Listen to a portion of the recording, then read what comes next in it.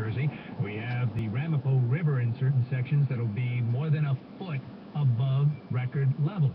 And Governor Christie tells us one person was killed in this storm. An earlier report of a firefighter death was wrong. Governor Christie is warning residents to continue to stay inside and off the roads. And he says, ducks and geese are paddling around.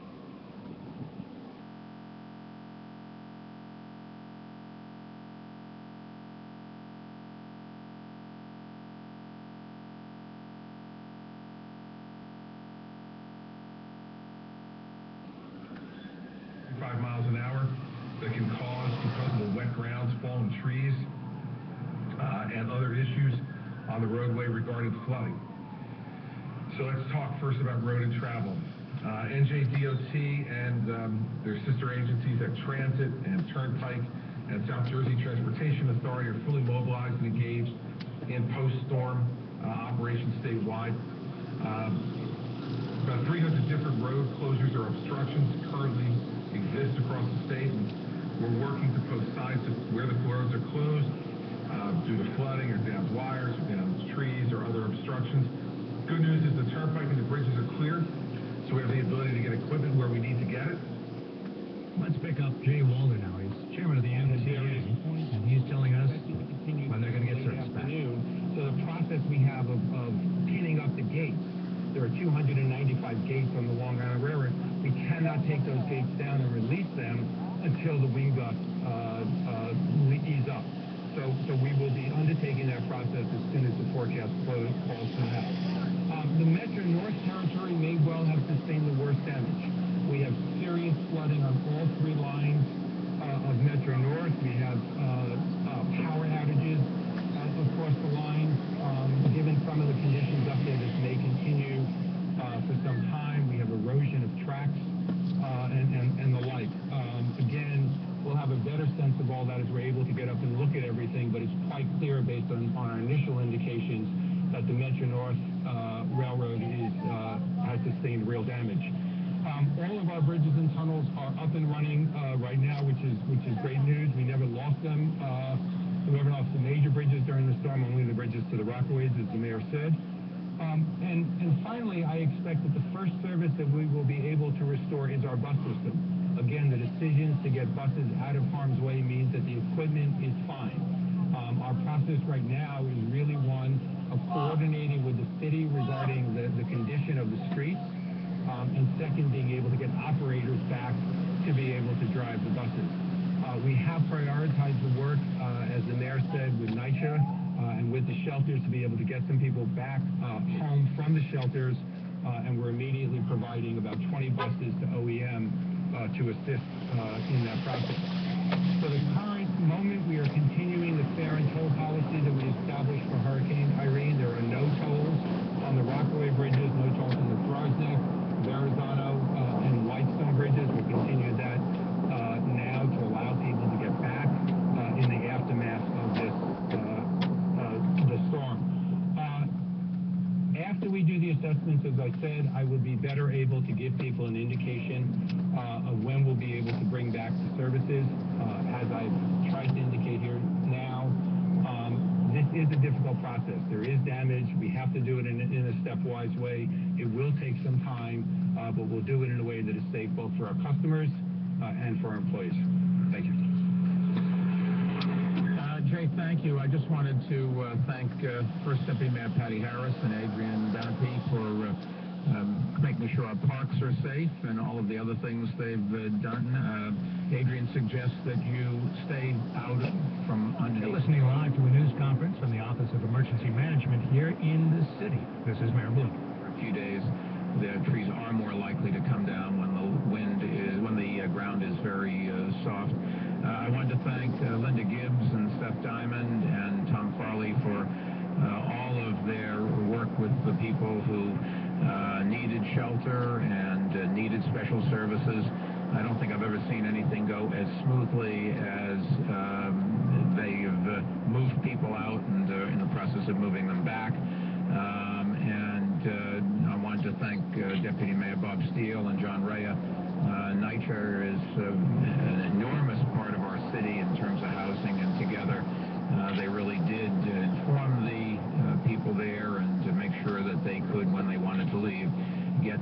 places, and the reverse is happening right now.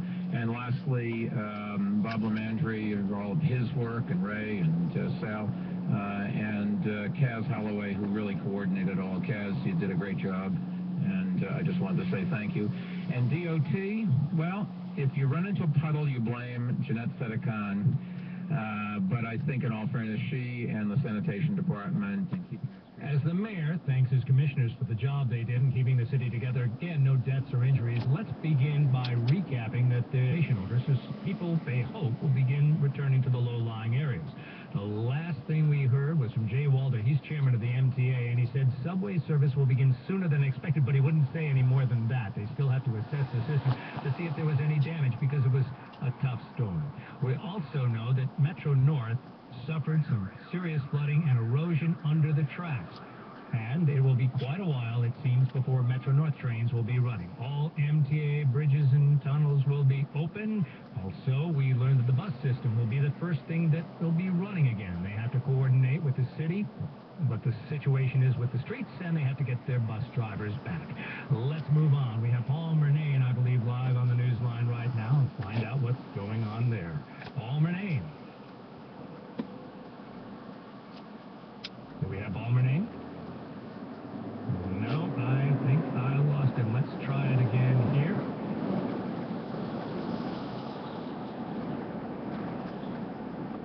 And we're going to move on here. Let's talk about Essex County right now in New Jersey. Hurricane Irene may have created the worst flood in Essex County in more than 30 years. Essex County Sheriff Armando Fonturo on WCBS says they're using a 5-ton truck from the National Guard to rescue people from flooded homes, particularly from Fairfield, as the Passaic River rises toward a crest tonight. He said 500 people were in a shelter there before dawn, and the number's growing. Also, we've got a boil water advisory for New Jersey American water customers in Essex and Union counties because a water treatment plant in Millburn's been flooded.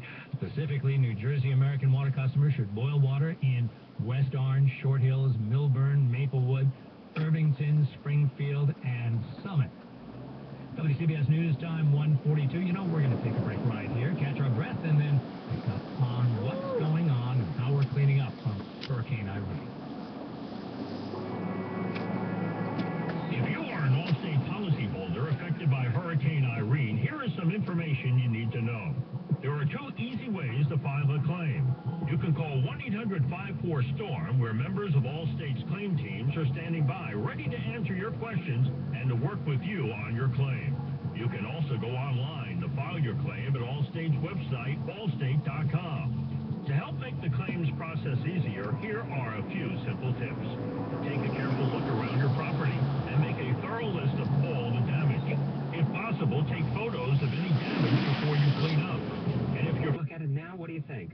I was concerned about the wind, blowing windows out, or, major water damage, but everything is fine.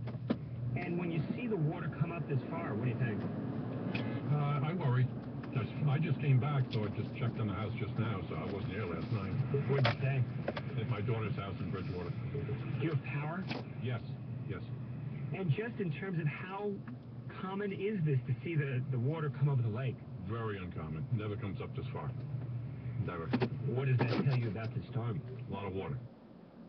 WCBS News Time 1:44. Village Worker says people had to be pulled out of 3 cars. This is in Rybrook with a payloader after getting stuck on flooded streets. And the Tropical Storm Irene lashed New York City's northern suburbs.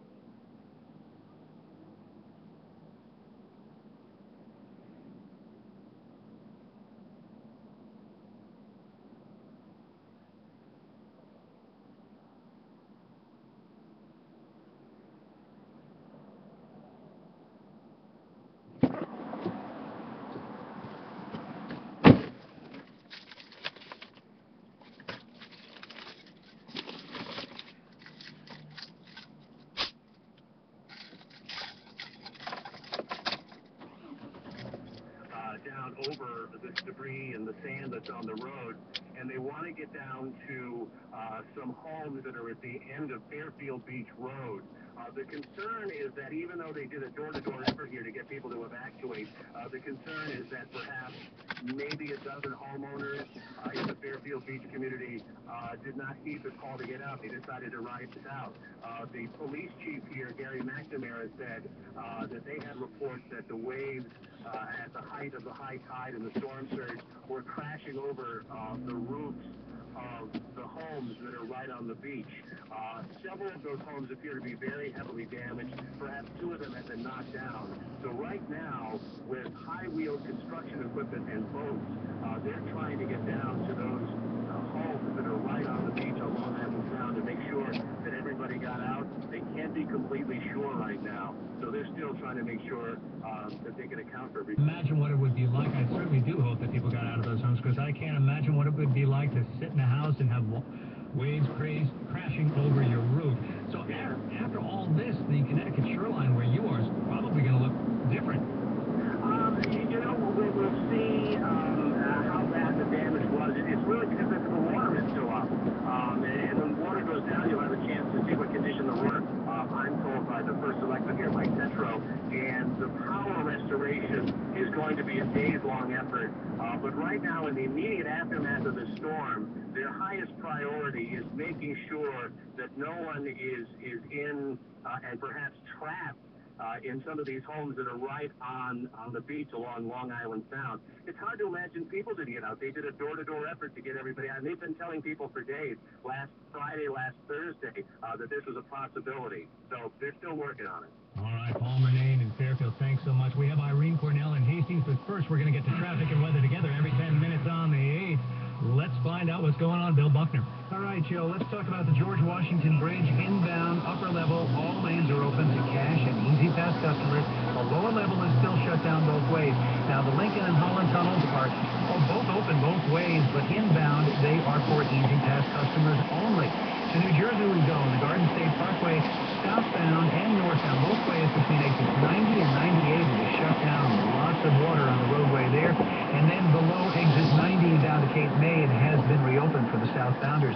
New Jersey Turnpike northbound at 7A has been reopened. There's a 35-mile-an-hour speed limit from 7A up to the George Washington Bridge. Below that, it's 45 miles an hour. A car-pulled trailer and motorcycle banned the entire length. And it looks like northbound New Jersey Turnpike still closed between interchanges 11 and 12 with flooding. Traffic being diverted to the Garden State Parkway. Garden State Parkway northbound between exits 135 and 136 is shut down.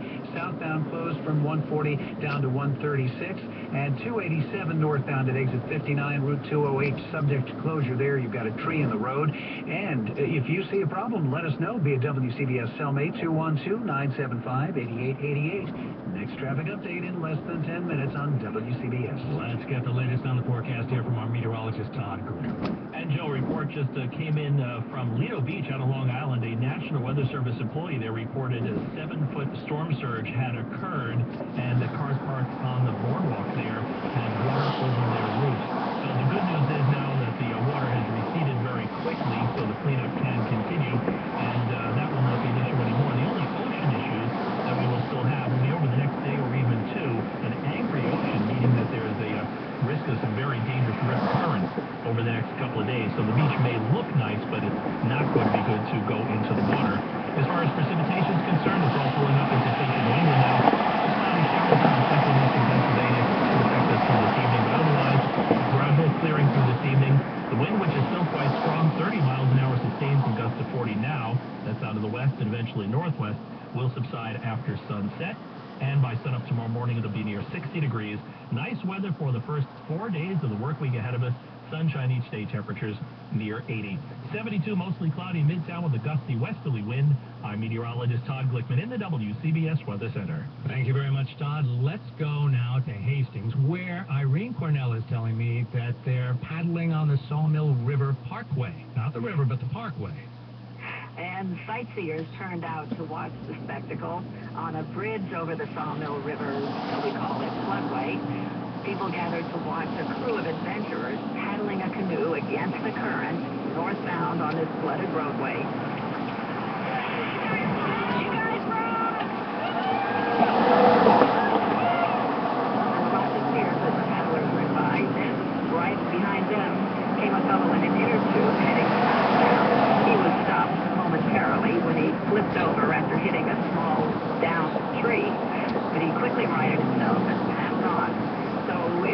day for watching the rivers here. The Hudson River was up at high tide, about 5 feet over its banks, flooding a parking lot at a shopping mall near the river in Irvington, completely flooding a playground in Hastings. But right after that tide turned, the water receded. So that was the good news here. Reporting live from Hastings-on-Hudson, Irene Cornell, WCBS 880 News. It does go down fast. That's the good news. At least along the shore. And, of course, we were talking about flooding inland. Is the problem now. Stormwater runoff raising rivers, particularly in New Jersey, well above historic crest. WCBS News Time, 1:52. CBS New York, your source for Hurricane Irene. Up-to-the-minute details, where the storm is heading, and what you can expect next.